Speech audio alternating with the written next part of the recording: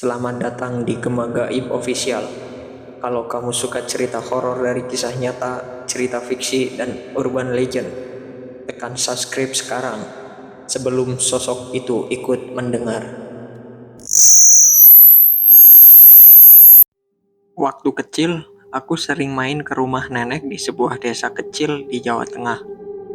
Desa itu terletak agak jauh dari kota, dan untuk mencapainya butuh perjalanan naik bus selama beberapa jam. Lalu lanjut naik ojek melewati jalan kecil yang kanan kirinya cuma ladang dan hamparan sawah. Begitu sampai di desa, suasananya langsung terasa berbeda. Udara di sana sejuk, anginnya semilir, dan kalau pagi kabut tipis sering menyelimuti pematang sawah. Dari rumah nenek, aku bisa melihat sawah membentang luas sejauh mata memandang. Hijau menghampar di musim tanam, lalu berubah menjadi kuning keemasan saat panen. Meski desa itu tenang dan indah, ada satu kebiasaan aneh yang selalu diingat oleh warga. Setiap kali aku main ke sana, apalagi pas musim hujan, nenek atau tetangga selalu bilang hal yang sama. Kalau hujan deras, jangan sekali-kali mendekati sawah. Awalnya aku mengira itu cuma larangan supaya anak-anak nggak sakit atau terpleset. Soalnya kalau hujan, tanah di pematang bisa licin dan aliran air di selokan kecil jadi deras. Tapi larangan itu selalu diucapkan dengan nada serius, seolah ada bahaya lain yang nggak bisa dilihat mata. Suatu sore, waktu aku duduk di teras rumah nenek sambil makan pisang goreng, aku memberanikan diri bertanya, memangnya kenapa kalau hujan nggak boleh ke sawah? Nenek yang sedang merajut langsung menatapku sebentar, lalu menunduk lagi. Ia tidak langsung menjawab, seperti sedang mempertimbangkan sesuatu. Setelah diam cukup lama, nenek akhirnya bicara pelan. Katanya ada sosok yang sering muncul waktu hujan deras. Warga sini nyebutnya Nyi Ranting. Nama itu langsung bikin bulu kuduku sedikit merinding. Nenek bercerita, Nyi Ranting digambarkan sebagai sosok perempuan tinggi, berambut panjang terurai sampai pinggang. Selalu memakai kebaya hijau yang basah kuyup seperti habis diguyur hujan. Wajahnya pucat, matanya kosong tanpa sorot, seperti orang yang sudah lama meninggal. Di tangannya, dia selalu membawa ranting pohon yang masih basah. Entah untuk apa. Katanya ranting itu bukan sembarang ranting. Dulu sebelum meninggal, dia selalu memakai ranting itu untuk mencari sesuatu di lumpur. Nenek menunduk lagi, lalu menatapku serius. Kalau sampai kamu lihat dia, jangan tatap matanya. Dia bisa bawa kamu pergi. Ucapnya sambil menghela nafas berat. Nada suaranya benar-benar membuatku percaya bahwa dia tidak sedang bercanda. Aku masih kecil waktu itu. Jadi bayangan tentang perempuan misterius di tengah hujan membuat pikiranku penuh tanya. Siapa sebenarnya Nyi Ranting itu? Kenapa dia muncul di sawah saat hujan deras? Beberapa tetangga pernah menambahkan cerita. Ada yang bilang dia adalah arwah istri petani yang meninggal saat berusaha mencari suaminya di tengah banjir besar. Ada juga yang bilang dia dulunya dukun beranak yang terseret arus ketika mencoba menyelamatkan bayi di rumah dekat sawah. Namun, semua versi cerita punya satu kesamaan. Kematiannya selalu berhubungan dengan hujan deras, air yang meluap, dan sawah yang berubah jadi lautan lumpur. Sejak dengar cerita itu, aku mulai memperhatikan suasana desa setiap kali awan hitam datang. Angin biasanya bertiup kencang, bau tanah basah mulai tercium, dan suara gemuruh guntur terdengar di kejauhan. Nenek akan segera mengumpulkan jemuran, menutup semua jendela, dan memastikan aku ada di dalam rumah. Kadang dari balik kaca jendela, aku melihat orang-orang pulang tergesa-gesa dari sawah sambil memanggul cangkul atau membawa hasil panen. Tidak ada yang mau berada di pematang sawah saat hujan mulai turun deras. Yang paling membuatku penasaran, setiap hujan lebat, dari arah sawah sering terdengar suara bunyi seperti ranting yang diseret di tanah. Kras, kras, kras. Bunyinya teratur, kadang diselingi bunyi air cipratan. Awalnya aku pikir itu cuma suara batang padi yang patah karena angin, tapi bunyinya terlalu teratur. Seperti ada orang yang sengaja menyeret sesuatu. Anehnya, setiap aku mencoba mengintip dari jendela, aku tidak pernah melihat siapapun di sana. Beberapa kali aku mencoba tanya ke anak-anak desa, tapi reaksi mereka sama saja. Wajah mereka berubah serius. Ada yang malah langsung menggeleng dan menyuruhku untuk nggak ngomong soal itu. Katanya menyebut nama Nyi Ranting saat hujan bisa membuat dia mendekat. Waktu itu aku cuma menganggapnya sebagai kepercayaan aneh orang kampung. Tapi di satu sisi rasa penasaran itu semakin besar. Suatu malam ketika hujan turun cukup deras, listrik di desa padam. Rumah nenek gelap, hanya diterangi cahaya lampu minyak.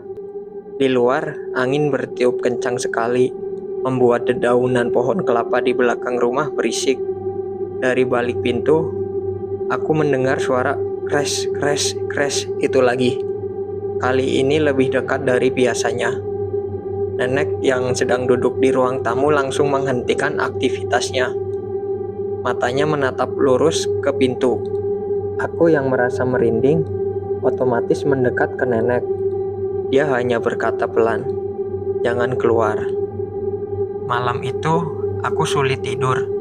Bayangan tentang sosok perempuan dengan kebaya hijau basah kuyup berjalan di tengah sawah terus menghantui pikiranku.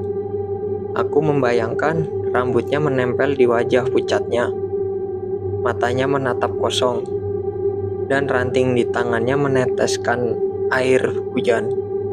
Mungkin saat itu aku belum pernah melihatnya langsung. Tapi cerita-cerita yang kudengar sudah cukup membuatku seperti mengenalnya. Di desa itu, setiap anak tumbuh besar dengan mendengar kisah-kisah semacam ini. Cerita tentang Nyi Ranting bukan hanya sekadar dongeng pengantar tidur, tapi juga semacam peringatan agar orang tidak sembrono. Dan anehnya, walaupun sudah jelas-jelas menakutkan, cerita itu selalu diceritakan dengan nada yang tenang, seolah-olah keberadaan Nyi Ranting adalah hal biasa di sana. Bertahun-tahun kemudian, aku baru sadar, kebiasaan warga yang cepat-cepat pulang saat hujan deras itu bukan hanya soal takut terpleset atau terbawa arus air. Ada ketakutan yang lebih dalam, ketakutan akan sesuatu yang tidak bisa mereka jelaskan dengan logika. Sesuatu yang hanya bisa mereka hindari dengan cara sederhana. Tidak berada di sawah saat hujan turun deras.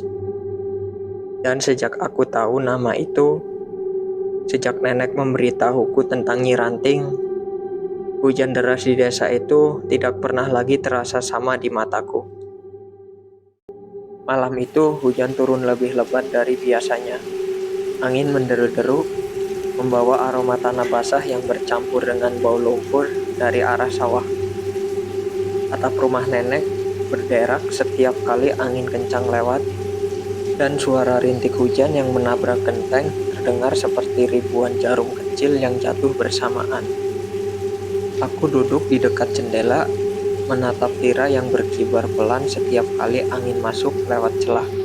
Di luar sana, langit hitam pekat, sesekali kilat menyambar, membuat seluruh pekarangan rumah nenek terlihat jelas untuk sepersekian detik, lalu gelap lagi.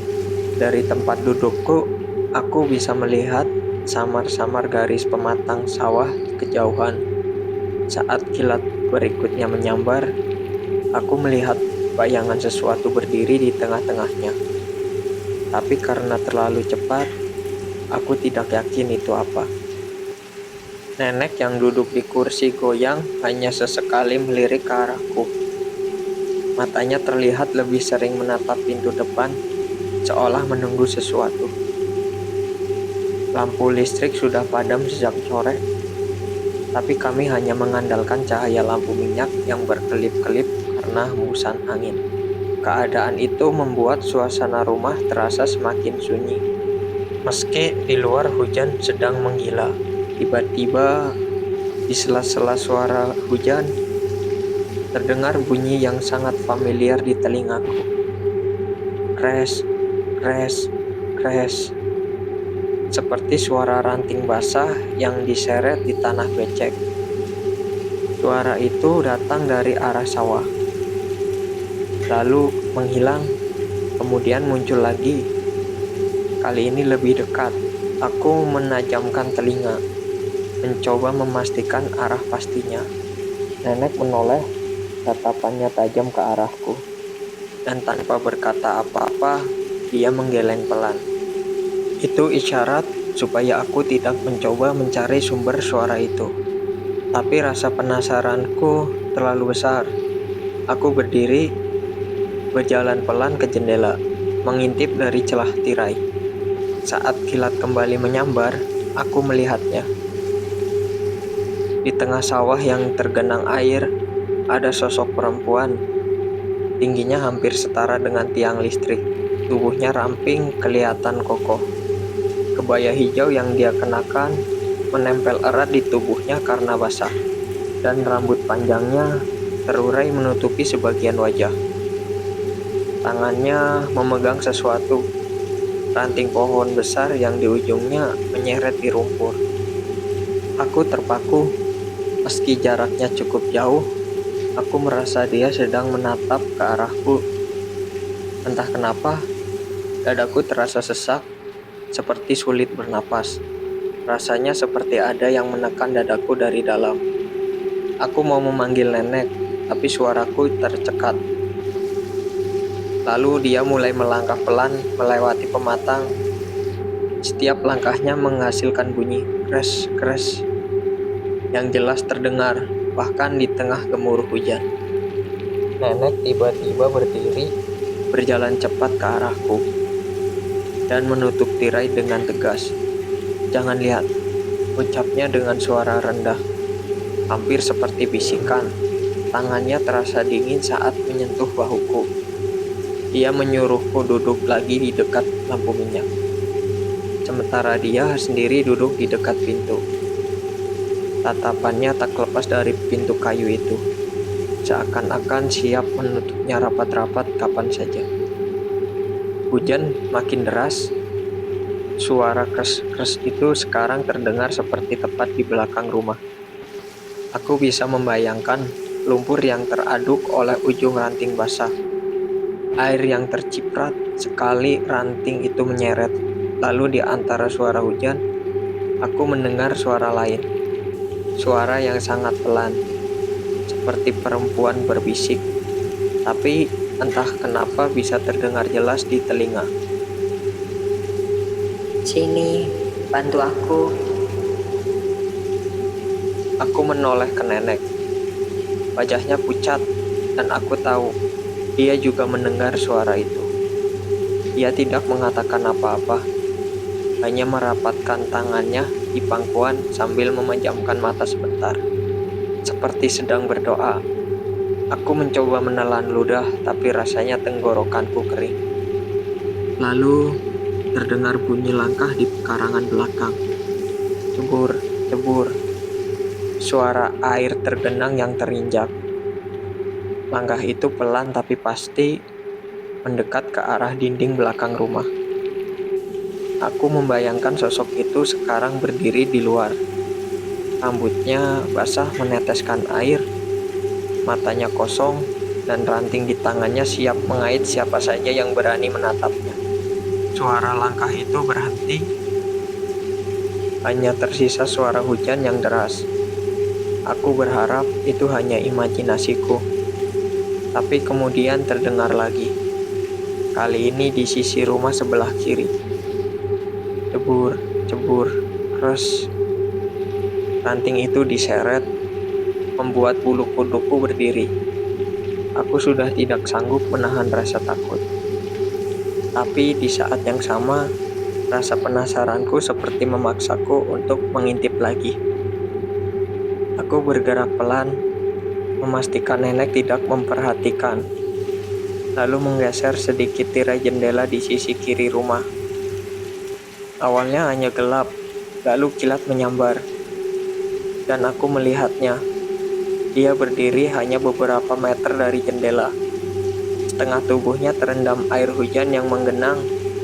Wajahnya pucat pasih, bibirnya membiru, dan dari kedua matanya mengalir air yang entah hujan atau air mata.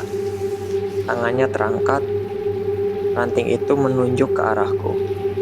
Aku langsung menutup tirai, mundur beberapa langkah, dan hampir jatuh karena kakiku gemetaran. Nafasku tersengal, dan jantungku berdetak kencang, seperti ingin keluar dari dada.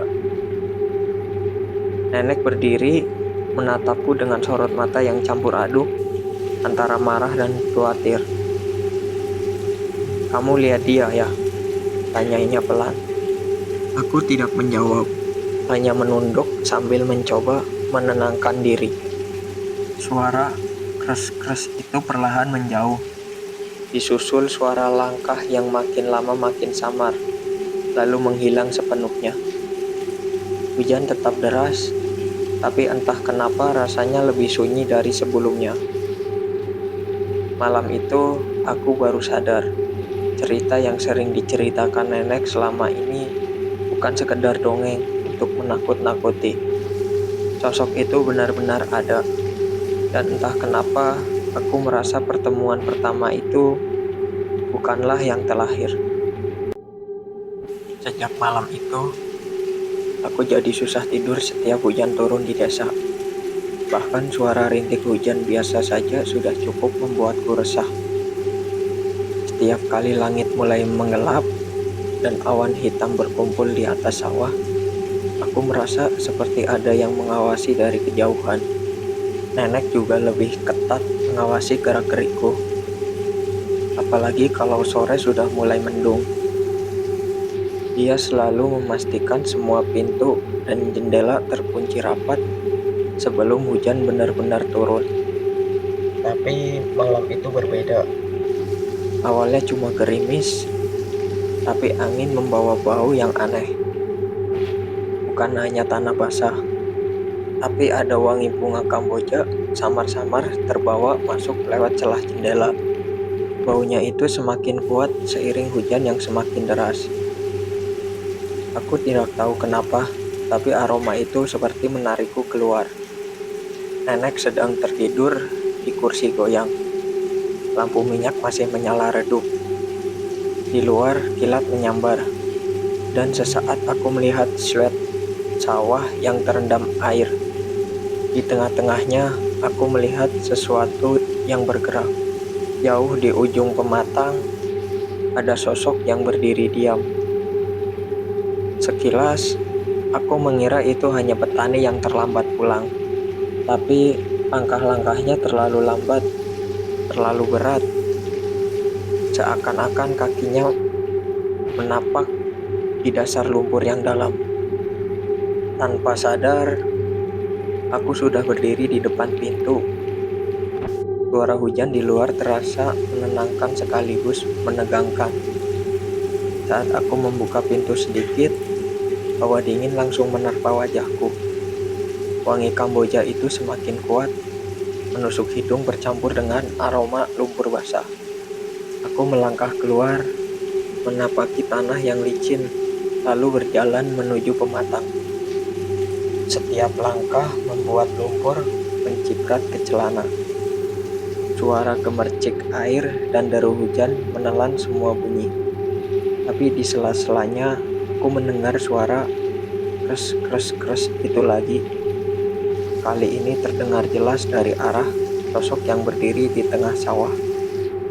Dia membelakangi aku. Rambutnya basah menempel di punggung.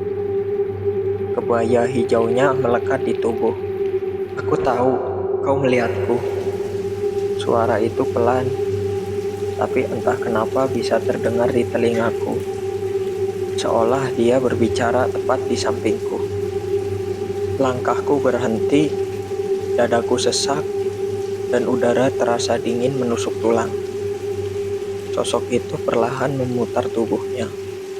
Wajahnya pucat, matanya kosong, bibirnya bergerak membentuk senyum tipis. Dari kedua matanya meneteskan air, tapi bukan air biasa. Warnanya keruh seperti lumpur yang bercampur darah. Tangannya yang memegang ranting mulai terangkat. Ujung ranting itu menunjuk tepat ke arahku. "Bantu aku mencari dia," bisiknya. Aku ingin lari, tapi kakiku terasa berat, seolah ada tangan tak terlihat yang menahannya di lumpur. Hujan semakin deras, dan setiap kilat menyambar, bayangan wajahnya semakin jelas. Kulitnya retak-retak seperti tanah kering yang basah. Bibirnya membiru, dan dari sela bibirnya keluar gelembung-gelembung air. Ia melangkah mendekat. Ranting itu diseret, bunyinya memecah suara hujan. Jarak kami tinggal beberapa meter.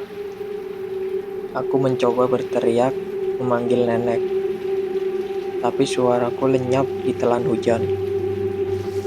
Saat dia semakin dekat, aku melihat sesuatu yang membuatku hampir pingsan. Di bawah kebayanya, bukan kaki yang terlihat, tapi akar-akar hitam yang basah menjulur dan mengait lumpur, bergerak seperti ular. "Aku akan membawamu, kau mirip dia." Suaranya seperti gumaman yang bercampur dengan bunyi air. Aku memejamkan mata, mencoba mengingat pesan nenek. Jangan tatap matanya. Tapi rasa penasaran mengalahkan ketakutan. Dan tanpa sadar, aku kembali membuka mata. Kesalahanku, saat tatapan kami bertemu, kepalaku terasa berputar. Pandanganku mulai kabur. Suara hujan menghilang, digantikan oleh suara gemuruh air yang deras. Seperti aku sedang berada di bawah sungai. Tiba-tiba aku berdiri di tempat yang berbeda. Sawah sudah tidak ada, digantikan oleh hamparan air keruh yang mengalir deras. Di kejauhan, aku melihat seorang pria berdiri. Setengah tubuhnya terendam air. Dia melambaikan ke arahku. Tapi sebelum aku bisa melangkah, Nyi Ranting muncul di depanku, menutup pandangan itu. "Jangan ganggu dia, dia milikku," ucapnya. Akar-akar di kakinya melilit pergelangan kakiku, menarikku semakin dalam ke lumpur. Aku mencoba meronta, tapi tubuhku semakin tenggelam. Air masuk ke dalam mulutku, rasanya asin bercampur amis. Aku mulai panik. Pikiranku dipenuhi rasa takut yang luar biasa. Di tengah kekacauan itu, aku mendengar suara nenek memanggil namaku dari kejauhan. Suaranya terdengar samar, tapi cukup untuk membuatku kembali sadar. Aku menutup mata dan berteriak sekuat tenaga. Saat ku buka mata lagi, aku sudah terbaring di teras rumah nenek. Tubuhku basah kuyup, napasku terengah-engah. Nenek memegang tanganku erat, matanya berkaca-kaca. "Kamu bodoh, kenapa kamu keluar waktu hujan deras?" katanya dengan suara gemetar. Aku hanya terdiam, pandanganku masih kabur. Tapi di kejauhan, di batas sawah, aku melihatnya. Nyi Ranting berdiri diam, kebayanya menempel di tubuh. Ranting di tangannya masih menyeret di lumpur. Ia hanya menatapku, lalu perlahan menghilang di balik hujan. Setelah kejadian di sawah kemarin, aku sebenarnya berusaha untuk tidak keluar rumah lagi saat hujan. Tapi entah kenapa, perasaan itu masih menghantuiku. Bayangan wajah pucatnya, rambut basah yang menempel di pipi, dan tatapan kosongnya seakan terus mengikuti kemanapun aku pergi. Hujan kembali turun, awalnya gerimis, lalu berubah jadi lebat hanya dalam beberapa menit. Suara hujan menghantam genteng seperti ribuan batu kerikil yang dilempar bersamaan. Angin kencang menerobos celah-celah rumah, membuat lampu minyak bergoyang-goyang. Nenek kali ini sudah lebih waspada. Semua jendela dan pintu sudah dikunci rapat. Bahkan tirai pun ditutup rapat-rapat. Ia duduk di kursi goyang sambil memegang tasbih. Mulutnya komat kamit membaca doa. Tapi di tengah suara hujan itu, aku kembali mendengar suara kres, kres, kres. Suara ranting diseret di tanah becek. Aku langsung merinding. Suara itu awalnya samar, lalu semakin jelas, semakin dekat. Aku bisa merasakannya. Ia ada di luar. Nenek sepertinya juga sadar. Ia meletakkan tasbihnya, lalu berdiri dan mendekati aku. "Jangan lihat keluar, jangan buka pintu," katanya tegas. Aku mengangguk, tapi mataku tak bisa lepas dari pintu depan. Rasa penasaranku lebih besar dari rasa takutku. Lalu terdengar suara langkah di pekarangan. Jebur, jebur. Air hujan yang menggenang di tanah diinjak oleh sesuatu. Aku menelan ludah. Langkah itu semakin dekat. Dan tiba-tiba, duk, duk, duk. 3 ketukan keras menghantam pintu depan. Aku dan nenek langsung terpaku. "Jangan dibuka," bisik nenek. Tapi detak jantungku makin kencang. Ketukan itu terdengar lagi. Kali ini diiringi suara perempuan yang berbisik. "Tolong aku kedinginan." Suara itu terdengar menyedihkan. Tapi ada sesuatu di nada suaranya yang membuat bulu kuduku berdiri. Tiba-tiba suara itu berpindah ke sisi rumah. Aku mendengar ranting itu diseret lagi. Kres, kres. Lalu bunyi langkah mendekat ke arah jendela. Tirai bergetar sedikit, seolah ada yang menyentuh dari luar.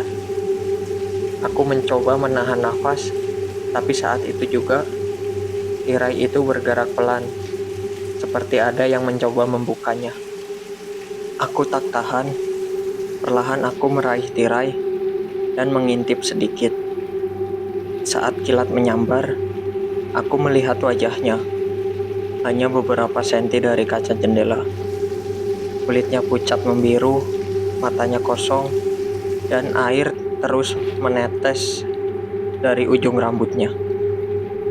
Di tangannya, ranting itu terangkat, ujungnya menempel di kaca jendela. Aku terlonjak mundur, terjatuh dan tanpa sadar menerobos ke pintu belakang rumah. Aku tidak tahu apa yang mendorongku keluar. Tapi begitu aku berada di luar, hawa dingin menusuk langsung ke tulang. Hujan deras menghantam tubuhku, membuat baju lengket di kulit. Aku berlari melewati pekarangan belakang, berharap menjauh dari rumah. Tapi dari belakangku, aku mendengar suara kres-kres itu lagi. Semakin lama semakin cepat, seperti dia sedang berlari mengikutiku. Aku menoleh di tengah gelap dan deras hujan. Aku melihat sosoknya.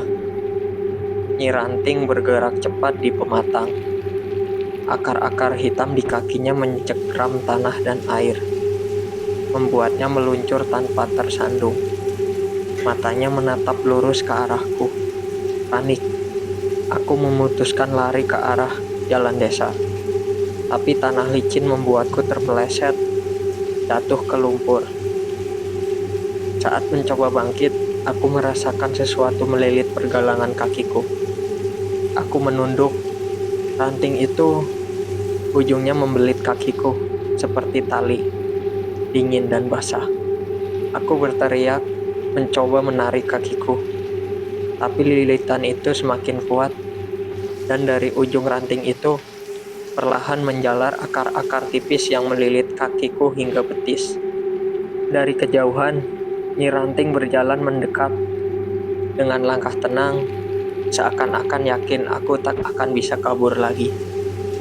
Hujan semakin menggila, petir menyambar tepat di belakangnya, membuat siluetnya semakin mengerikan. Dia mengangkat tangannya, dan tiba-tiba lilitan ranting itu menarikku dengan keras, menyeret tubuhku melewati lumpur. Aku meronta, mencakar tanah, tapi sia-sia. Aku hanya bisa menjerit sekuat tenaga memanggil nenek.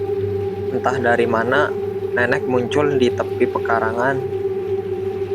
Dia membawa sesuatu di tangannya, seikat daun kelor dan botol kecil berisi air. Nenek berteriak sesuatu yang tak ku mengerti, lalu memercikan air itu ke arahku. Lilitan ranting di kakiku langsung terlepas, dan suara Nyi Ranting berubah menjadi jeritan nyaring yang menusuk telinga. Sosoknya mundur beberapa langkah, lalu menghilang di balik hujan. Aku segera berlari ke arah nenek. Tubuhku gemeter hebat. Nenek memelukku erat, lalu membawaku masuk ke rumah tanpa berkata sepatah kata pun. Di dalam, aku masih bisa mendengar suara kres-kres yang menjauh. Seakan dia belum benar-benar pergi, hanya menunggu waktu. Setelah kejadian di tengah hujan, aku dan nenek duduk di ruang tengah. Lampu minyak menyala redup, dan aroma dupa yang dibakar nenek memenuhi ruangan. Aku masih gemetar, tapi rasa penasaranku jauh lebih besar. "Nek, itu tadi siapa?" tanyaku pelan, suara bergetar. Nenek menatapku lama, seperti mempertimbangkan apakah dia harus bercerita atau tidak. Lalu dia menarik napas panjang. "Itu cucu, orang sini menyebutnya Nyi Ranting. Sosok yang mati gak wajar, dan kematiannya terkait hujan." Aku menelan ludah, lalu mendengarkan baik-baik.